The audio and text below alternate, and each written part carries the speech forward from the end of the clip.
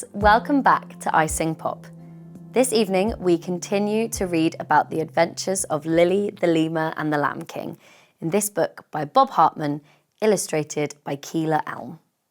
We pick up their adventures in chapter 7. So grab a blanket, your favourite teddy and snuggle down. This is chapter 7, Nan's Handbag. Lily's Nan stared at the Scrabble board.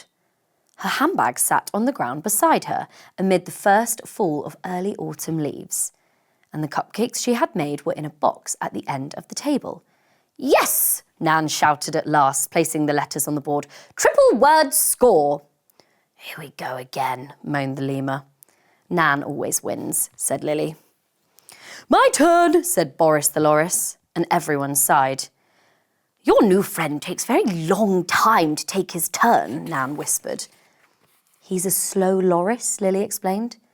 "Or quite possibly a very slow loris," added the lemur. "A very slow loris," Boris smiled.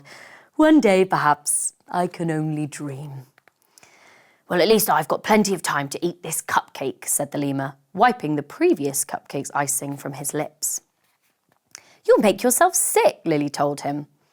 "With Nan's cupcakes? Never," the lemur replied. And that was when the Lamb King arrived. "Nan, this is my other new friend," Lily explained. "He's called the Lamb King." Nan looked up from her cupcake. She looked hard at the Lamb King, and then she looked puzzled. "I think we've met before," she said. "Am I right in remembering that?" "A very long time ago," the Lamb King replied, "but it's been ages since we talked." Nan looked at Lily. She looked even more puzzled. "There's no use asking," Lily shrugged. "He won't explain, or if he does, you won't understand it, so just play along." "That's what we do," said the lemur, reaching for yet another cupcake. And Boris slowly asked, "Is there a word that both begins and ends with a Z?" "Zzz," suggested the lemur, "which is the sound we'll all be making if you don't take your turn sometime this century." "It doesn't matter anyway," said Nan, checking the scores. "He can't possibly catch me." Boris chuckled. "I can't catch anything." "And I have a few lady friends I need to be catching up with," said Nan, "so why don't we call it a day?" "I suppose your lady friends are like cupcakes too?" wondered the lemur. "Lemur!" Lily exclaimed. "As a matter of fact, they are all watching their weight," Nan grinned. "Take the box. It's all yours. It will save me carrying it back to the motorbike." "Motorbike?" said Boris. "You ride a motorbike?" "Have done for more years than I can count," answered Nan, "and I'm not giving it up until they drag my wrinkled fingers from the handlebars. Why? Would you like a ride?" Boris nodded his head, slowly but surely. "Yes, please. I would love that." The Lamb King laughed out loud. A slow loris on a fast motorbike. Now that would be a true wonder. "It's my secret pleasure," Boris whispered, "but you must promise to never mention it to any other loris you might happen to meet. I have a reputation to maintain." "Cross my heart," the Lamb King promised. "I parked it just outside the playground gate," said Nan. "You can have a look if you like." Everyone got up from their chairs. The lemur picked up the cupcake box, Lily picked up the Scrabble set, and Nan picked up her handbag. But when she did so, the Lamb King noticed something. "Do you want some help with that?" he asked. "It looks very heavy." "Oh, Nan keeps everything in there," Lily explained with a smile. "So she does," agreed the Lamb King. And Nan just clutched her handbag closer. Lily and the lemur ran ahead. The loris lagged behind, and the Lamb King repeated his offer to Nan.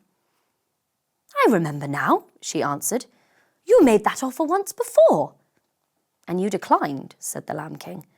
"But your handbag looks much heavier now, so I thought I'd offer again." "I see," said Nan, "but I've got used to the weight. I can carry it myself." "That's what everybody thinks," said the Lamb King, "until they let me carry it. Go on, you won't believe the difference it will make." Slowly, Nan loosened her grip on the handbag. Quietly, she looked inside. Then carefully, she handed her bag to the Lamb King. "Does Lily know?" she asked. "She'll work it out in the end," he smiled as he slung the bag over his shoulder. Then Boris crunched up behind them through the leaves. "I can't believe I caught up," he chuckled. "I never catch up with anyone." Finally, they all caught up with Lily and the lemur, who were waiting at the playground gate. Nan put on her helmet and her goggles and climbed onto her motorbike. I don't have time to give you that ride today," she said to Boris, "but one day, I promise." "Oh, Nan," said Lily, "don't forget your handbag." She took it from the Lamb King and held it out to her Nan.